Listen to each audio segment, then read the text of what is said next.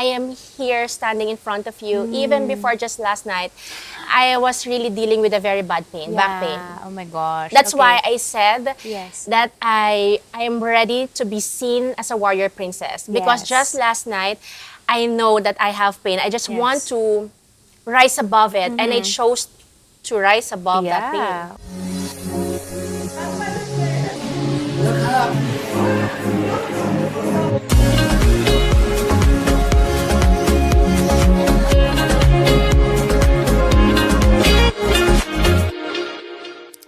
Hey Protons, positively charged beings, this is your life coach Kimilu, and we have a different set today. But I want to remind you that you are at the right place at the right time with the right people, and life is a party, so you should celebrate it. And today we have a special guest.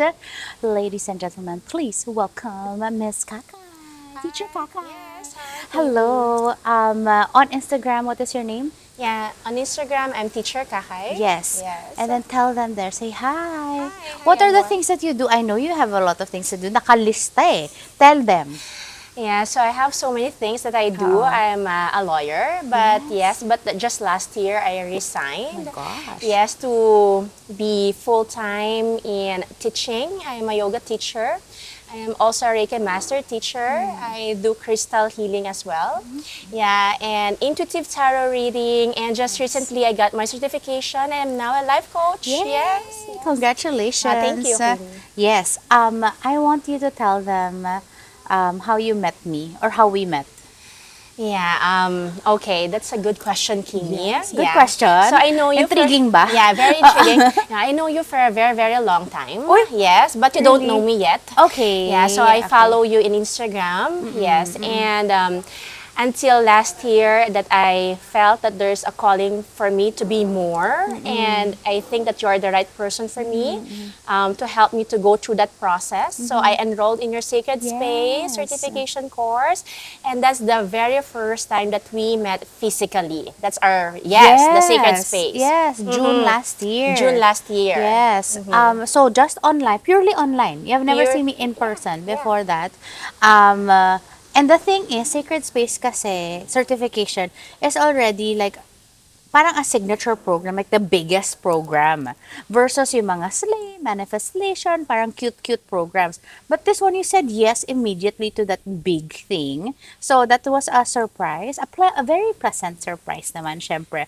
And I want you to, parang before Sacred Space and after Sacred Space, parang who were you before and who are you now? Just curious. Yes. Okay. So last year, I am in that process of transforming because I am diagnosed with a deep infiltrating endometriosis, and that is a very big challenge for me. And I think that is something that's really pushing me to become more than a lawyer.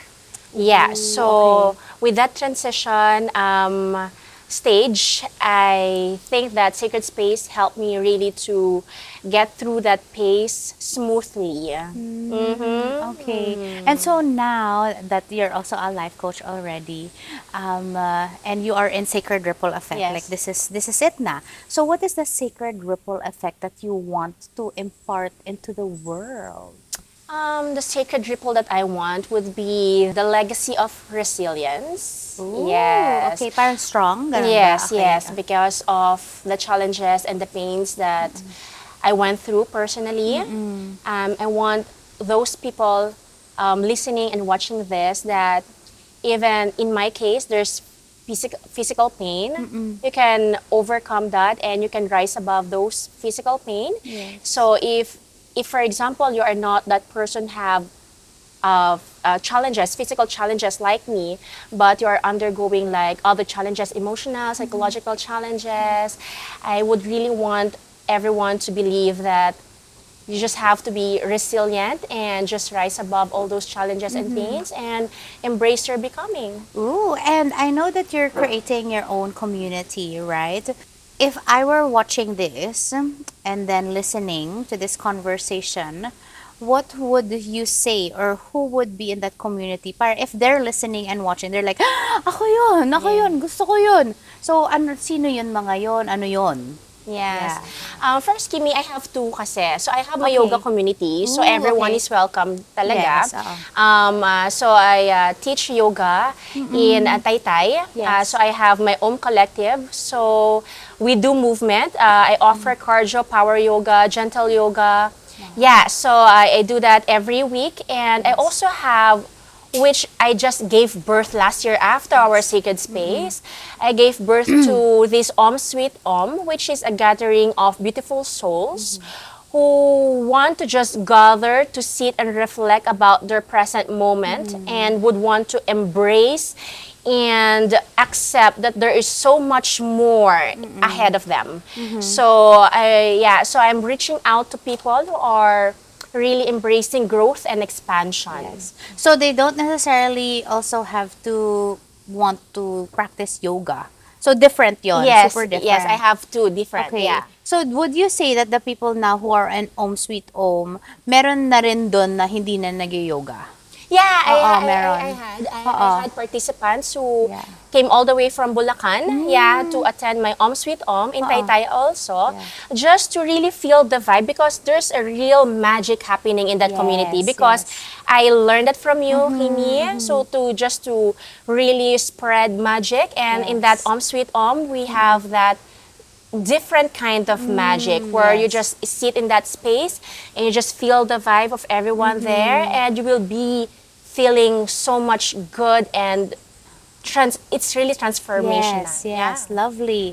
My question would be, because before you were a lawyer, right?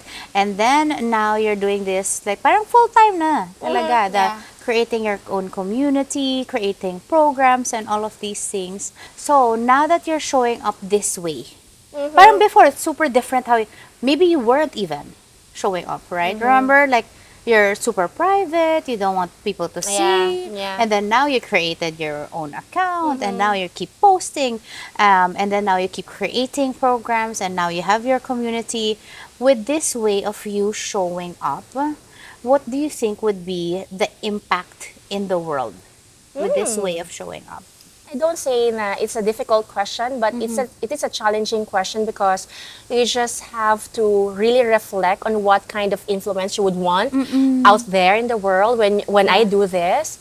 And I think it would be to accept that the hardest moments in life we face today, it could be actually the very things that defined our greatest successes in life. Oh, okay. So if anyone is kind of like in pain or is struggling or is challenged, it's okay because it could possibly be the best thing that could happen to them. Yes, it's not it could, but It is. Like sure na It tayo is, doon. for sure. Sure na. There Okay. will always be a reason why you are having that kind of challenges or pains in life. You Yeah. just have to find it out and the meaning behind that. Yeah. Would you say like your greatest pain really would be your endometriosis? Definitely. Yeah. Because it's like mind, body, spirit, everything, emotionally, spiritually, parang Yeah, ganyan. nakuha mo. Oo, That's the oo. that's a definite feeling that I'm Oo. really having right now. So it's really a holistic kind of transformation that is mind, body, spirit. Yeah. Because endometriosis, just to spread awareness also, Yes. because next month would be an endometriosis Ooh, awareness really? month. Okay. Yeah, so endometriosis has no cure. Yeah, and since it has no cure, you just have to find ways to really manage the symptoms, and it is progressive. Yeah. It is progressive. So what I do in my case, I have pains. I have it could go all the way up to 10. Okay. Yeah, And beyond? and beyond. Yeah, Yes, it's yeah, serious. yeah. I could really be bedridden for months. And with this kind of condition, I know that I'm losing the quality of life. So if I did not accept this kind of change, Yes. I wouldn't be here facing you and having this kind of conversation with you, because I would really just imagine myself lying down and just, dealing with that kind of pain on bed. Wow. So I think that endometriosis is really a big challenge for me, even though since it was way back in 2018 that I was diagnosed. Since then, I was really so consistent in finding the meaning behind those pains. So I just wanna let everybody know, if you're watching, if you are feeling any kind of pain, doesn't have to be endometriosis, right? But if you feel like, oh my gosh, maybe there's no hope, or this is really painful, what would be your message to them? Maybe a one-liner or a two-liner. Yeah, just really accept the present moment and believe that there is a reason, there's a purpose behind that.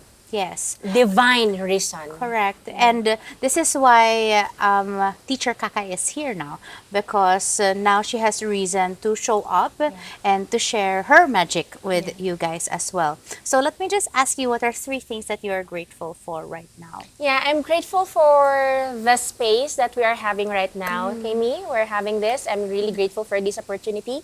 So thank you. I'm just grateful that I am here standing in front of you. Even before just last night, I was really dealing with a very bad pain, back pain. Oh my gosh. That's Okay. why I said Yes. that I am ready to be seen as a warrior princess. Because Yes. just last night, I know that I have pain. I just want Yes. to rise above it. And I chose to rise above that pain. Yeah. Well, as you can see her, it Yeah. doesn't seem like it, but there is. There is. There is. I'm not Yes, faking it, no, but yeah, yeah, yeah. I'm just choosing to show up. And three, I'm just grateful for, you know what, this is a contradiction maybe, but I'm grateful for the pain.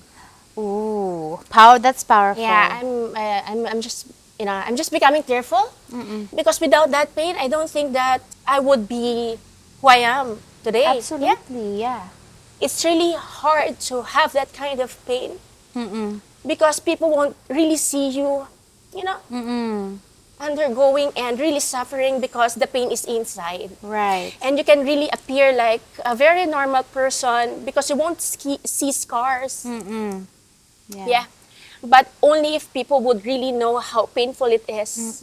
So I'm just really thankful that even with that kind of pain, I still holding on to my faith that God is giving me really a divine reason, yeah, Yes. to serve people. Yeah. also. And I think because of that pain, you see life and the world differently. Yeah, Like each and every no pain day Yeah. is really a huge gift. Yeah. A huge gift. And every single thing other than pain that you feel is like, oh my gosh, there's another feeling. I love that. Yeah. Right? So what are you celebrating in this season of your life? that I'm growing. Yeah. Yeah, Okay. I'm really celebrating my growth this year. Yes. Oh, and that's your word. Yeah, Right, growth. Yeah, that's my one word intention for the whole year, growth. Yes. And so far, since we started the year, what is your most proud growth? Yeah, that my community.